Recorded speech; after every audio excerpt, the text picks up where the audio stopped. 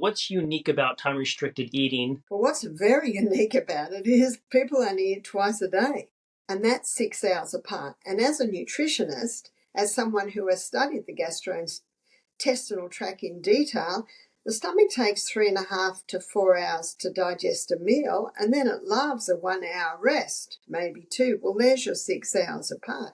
So nutritionally and looking at the anatomy of the body, that makes a lot of sense. Time-restricted eating has really come out of the 5-2 diet, the intermittent fasting, which a lot of people are familiar with. Ellen White, in her writings, she suggested eating breakfast like a king, lunch like a queen, and tea like a pauper. One lady said, "What do paupers eat?" I said, "Sometimes nothing." So it's really time-restricted eating. The only complaint I have with time-restricted eating is they advocate having your first meal about 12 or 1 o'clock in the day and having another meal about 7. And as one girl said to me, she said, "I'm fainting by 10 o'clock in the morning, and then I can't sleep because I've had this huge meal." And I said, "Well, why don't you try the old adage, eating a sizable breakfast, a sizable lunch, and then when you be the most hungriest, you're actually sound asleep." And what they're finding with time-restricted eating is diabetics are managing their blood sugar levels better, people are losing weight, people are finding that even mentally their mental functions are improving.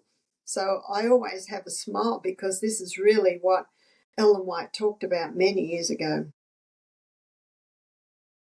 What I say to people is you got to do what works for you. I know my son Peter, what works for him is to have his first meal about midday 1, and then he has another meal about 6. That works really well for him. And I met a young guy here, Louis, who's in his early 30s, and that's exactly what he does. But it doesn't work well for me.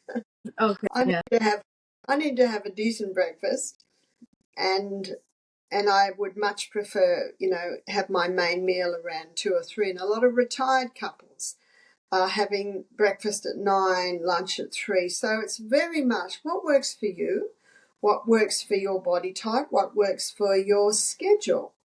When someone's got a 9 to 5 job, it's not that easy to do. Right. So Yeah. it all depends on what works for you, really.